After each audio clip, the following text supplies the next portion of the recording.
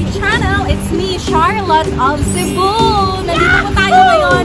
Papuntang Plaza Independencia. And of course, yung target goals natin ay makahanap ng mapanayam at makwentuhan. May na-scout po tayo finally, no? Umuulan, umaambon na po dito, pero hindi po yan, hindi po tayo magpapahuli.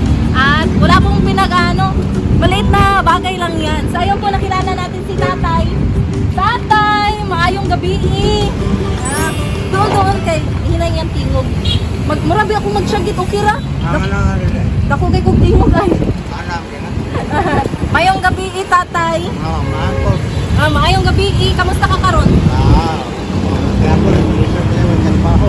Lisod no, may trabaho. Hari ka gabuyo, dito ka ba nakatira? Ano po to? Pwede lang magtagalog ako kasi yung mga viewers din natin hindi lang taga Cebu. Dilira taga Cebu. Okay ra? Okay ra. Ako lang translate. Okay ra kang mag-explain Bisaya.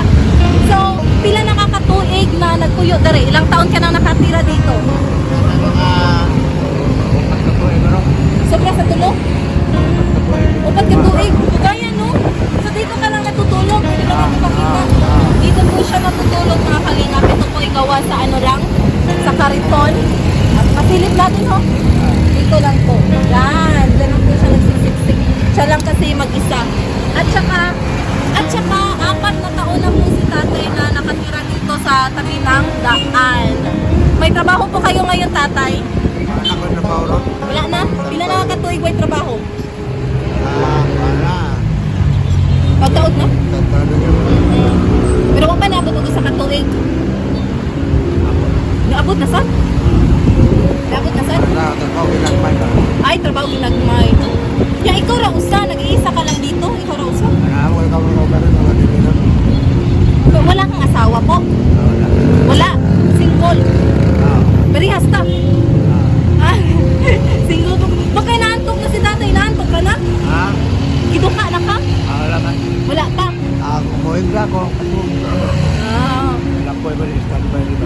Pero yung kasama mo, may alaga siyang aso mga kalingap, so hindi po siya nag-iisa. Ito alaga niyang aso. Ito po yon. Dito po yon. Dito lang po siya. Madalas, pero may makugagi-agi dari. Wala kay tika na kitaan. So dati Lakaw mo. Tatay, unsay masulti nimo sa imong kinabuhi karon malipayon ba ka? Magulanon. Malungkot po siya. Dahil wala po siyang trabaho. Makakaon ka taga-adlaw?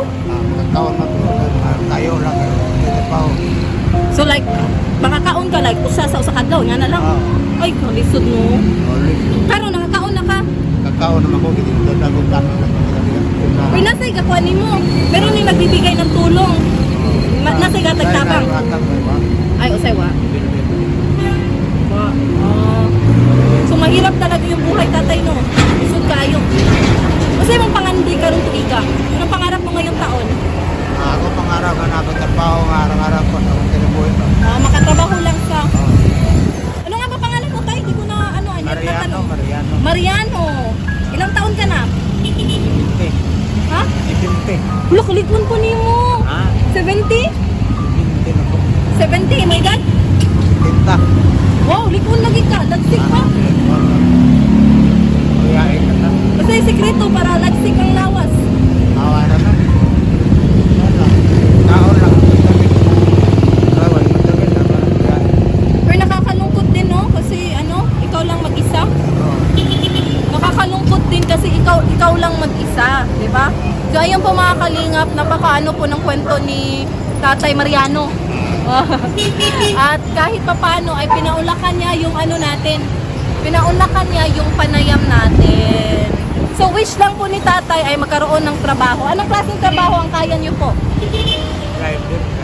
Driver. Naging driver ka noon. So yun po, no. So kung magkakaroon ka ng trabaho ulit, yung gusto mo, driver din. Driver lang, kaya. Nani lang. Driver na. Tapi na lakaw-lakaw.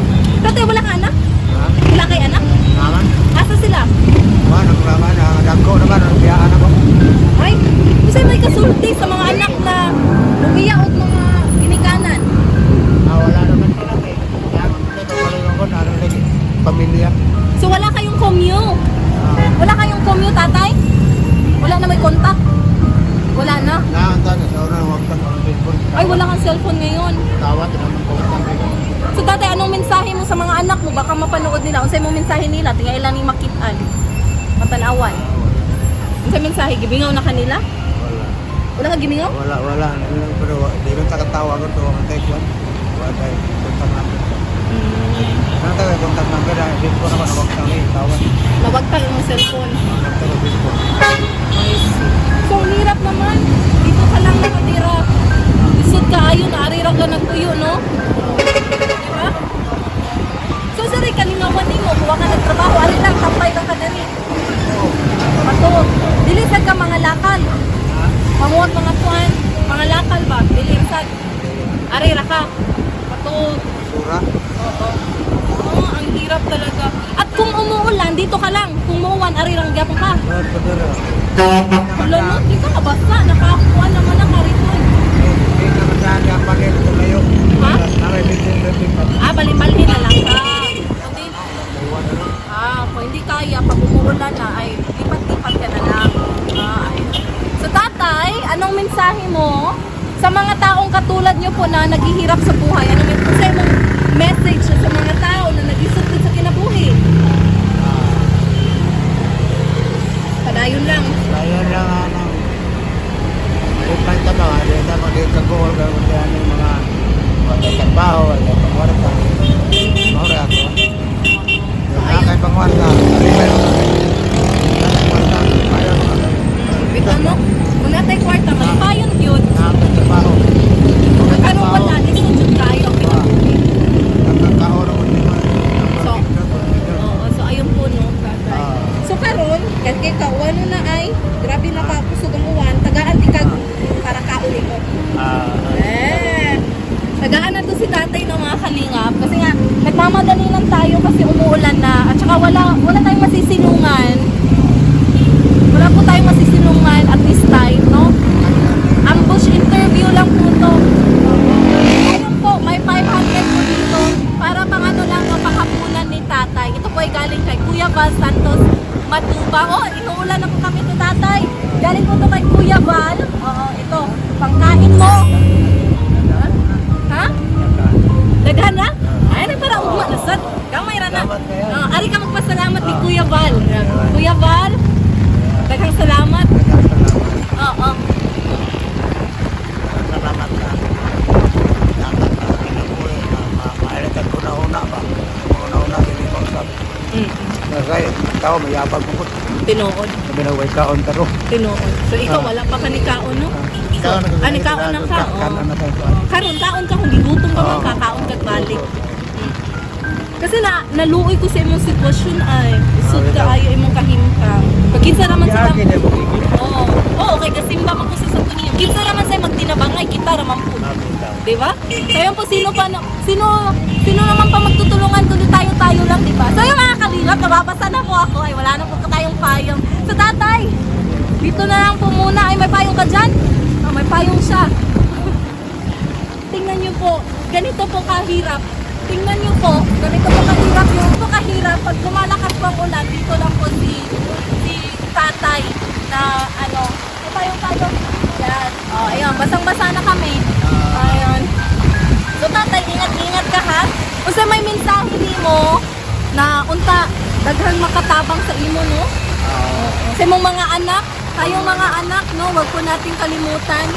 Yung mga magulang po natin, wag po, kung maaari, ay kontakin po natin kung malayo po sila. Kung malayo po sila sa atin, pag hindi po natin sila kasama sa bahay, kontakin po natin, no? Kontakon, kamustahon. Oo. Kasi hindi natin alam yung buhay nila ngayon. Gimingaw kasi mga anak?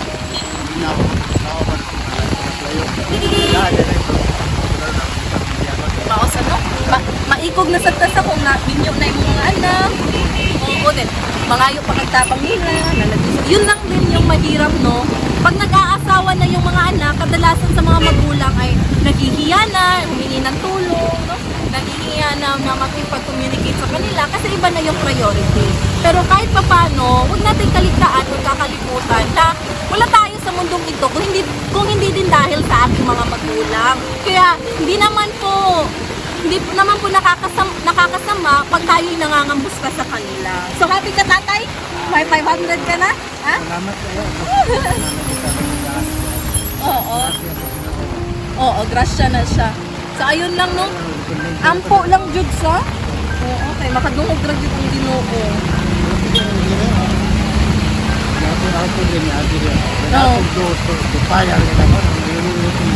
May mga humihinto din palang nakakotse na nagbibigay sa'yo.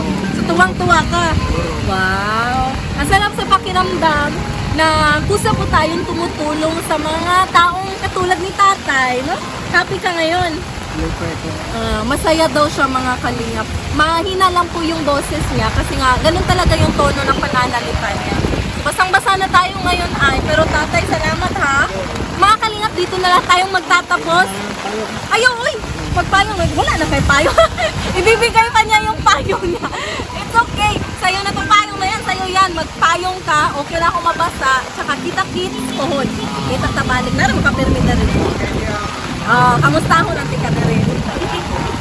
Dalang lang kita pagkaon. Para lang kayo pagkaon. Sige.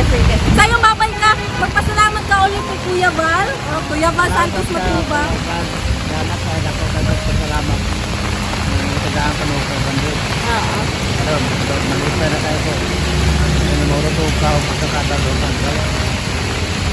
Sa ayun mga kalingap, nagpapasalamat ng lubos po si tatay kay Kuya Val. Kuya Val, maraming salamat. Kahit konti lang yung naiabot natin sa kanya, at least masaya na siya dahil may pera na siyang pambiling pagkain. Yun na naman po ang importante. Hindi po sukat, hindi po basihan yung amount, yung halaga po. Ang importante ay taos-puso po tayong tumutulong sa ating kapwa-tao. So dito na lang po tayo magtatapos kasi basang-basa na kami. Maraming salamat tatay and God bless you more. Sige. Pangitaon ng kanamo. So ingat-ingat, mag-amping ka, kay dili baya sayon ang kinabuhi na dili lang magtuyo, di ba? Lisod sa baya. Maudyo, delikado kaayo. So ayun, pinagsabihan ko si tatay na mag-ingat-ingat kasi hindi talaga madali ang buhay dito sa kalsada. So yun, maraming salamat sa nanonood. At saka ipag-pray po natin si tatay no, na makahanap na siya ng safe na tirahan. So dito muna tayo magtatapos mga kalingap. It's ni Charlotte of Cebu. At ito po ang ating travel charity update